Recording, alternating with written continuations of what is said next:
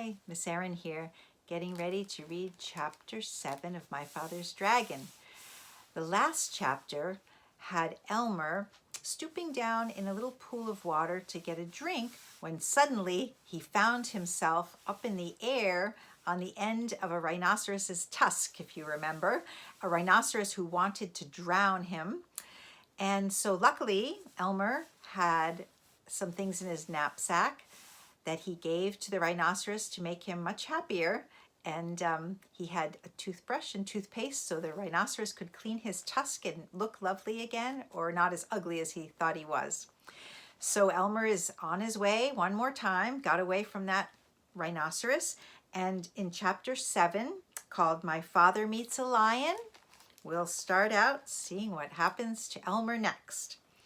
My father waved goodbye to the rhinoceros, who was much too busy to notice, got a drink farther down the brook, and waded back to the trail. He hadn't gone very far when he heard an angry animal roaring. "Ding blast it! I told you not to go blackberrying yesterday. Won't you ever learn? What will your mother say?" My father crept along and peered into a small clearing just ahead. A lion was prancing about, clawing at his mane, which was all snarled and full of blackberry twigs. The more he clawed, the worse it became, and the madder he grew, and the more he yelled at himself, because it was himself he was yelling at all the time. My father could see that the trail went through the clearing, so he decided to crawl around the edge in the underbrush and not disturb the lion. He crawled and crawled, and the yelling grew louder and louder. Just as he was about to reach the trail on the other side, the yelling suddenly stopped. My father looked around and saw the lion glaring at him. The lion charged and skidded to a stop a few inches away. Uh-oh. "Who are you?" the lion yelled at my father. "My name is Elmer Elevator." "Where do you think you're going?" "I'm going home," said my father. "That's what you think," said the lion. "Ordinarily, I'd save you for afternoon tea, but I happen to be upset enough and hungry enough to eat you right now." And he picked up my father in his front paws to feel how fat he was. My father said, "Oh, please, lion, before you eat me, tell me why you are so particularly upset today." "It's my mane," said the lion, as he was figuring how many bites a little boy would make. "You see what a dreadful mess it is? And I don't seem to be able to do anything about it. My mother is coming over on the dragon this afternoon, and if she sees me this way, I'm afraid she'll stop my allowance. She can't stand messy manes. But I'm going to eat you now, so it won't make any difference to you."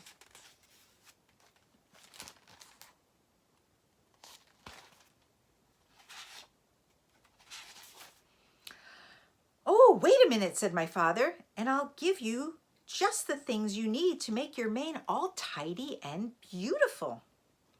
I have them here in my pack." "You do?" said the lion. "Well, give them to me, and perhaps I'll save you for afternoon tea after all." And he put my father down on the ground. My father opened the pack and took out the comb and the brush and the 7 hair ribbons of different colors. "Look," he said, "I'll show you what to do on your forelock, where you can watch me.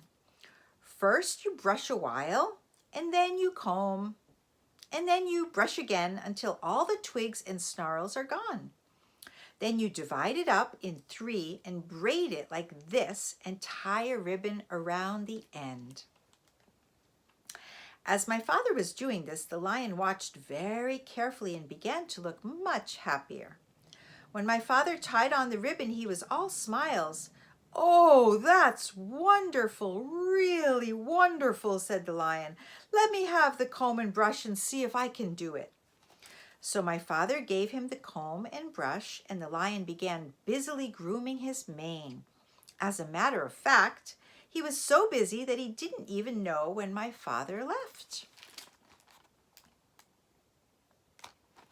And we're going to read the next chapter because that one was quite short. Chapter 8, my father meets a gorilla. So here's the lion after he made his mane all beautiful. My father was very hungry, so he sat down under a baby banyan tree on the side of the trail and ate 4 tangerines. He wanted to eat 8 or 10, but he had only 13 left and it might be a long time before he could get more. He packed away all the peels and was about to get up when he heard the familiar voices of the boars. I wouldn't have believed it if I hadn't seen them with my own eyes, but wait and see for yourself. All the tigers are sitting around chewing gum to the beat of the band. Old Rhinoceros is so busy brushing his tusk that he doesn't even look around to see who's going by. And they're all so busy, they don't even talk to me. Horse feathers, said the other boar, now very close to my father. They'll talk to me. I'm going to get to the bottom of this if it's the last thing I do. The voices passed my father and went around a curve, and he hurried on because he knew how much more upset the boars would be when they saw the lion's mane tied up in hair ribbons. Before long, my father came to a crossroads, and he stopped to read the signs. Straight ahead, an arrow pointed to the beginning of the river. To the left, the ocean rocks, and to the right, to the Dragon Ferry. My father was reading all these signs when he heard paw steps and ducked behind the signpost. A beautiful lioness paraded past and turned down toward the clearings, although she could have seen my father if she had bothered to glance at the post.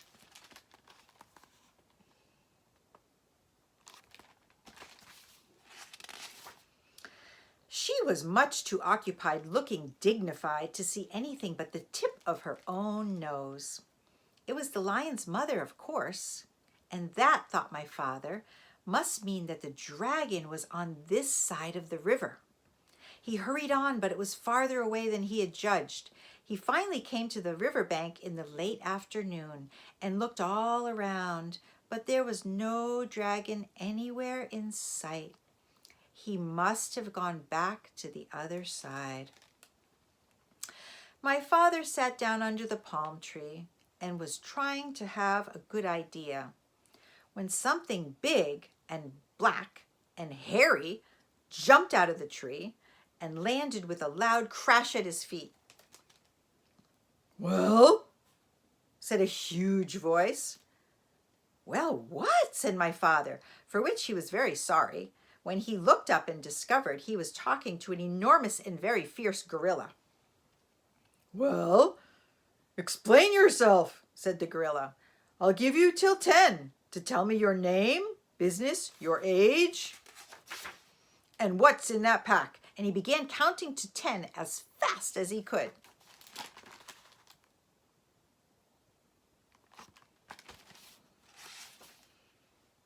My father didn't even have time to say Elmer, elevator, explorer before the gorilla interrupted. Too slow. I'll twist your arms the way I twist the dragon's wings, and then we'll see if you can't hurry it up a bit.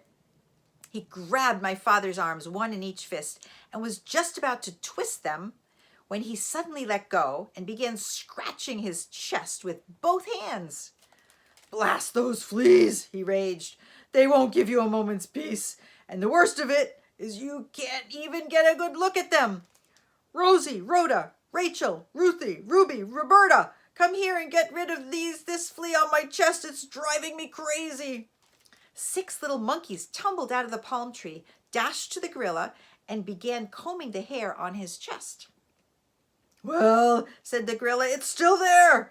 We're looking, said the 6 little monkeys. But they're awfully hard to see, you know. Here's the gorilla with the 6 monkeys.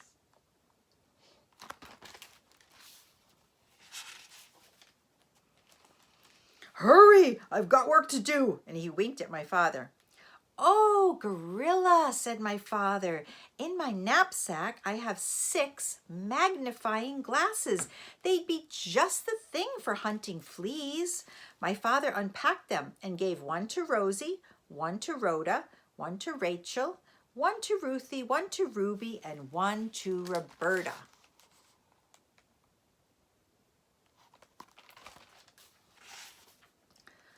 Why, they're miraculous, said the 6 little monkeys. It's easy to see the fleas now, only there are hundreds of them. And they went on hunting frantically.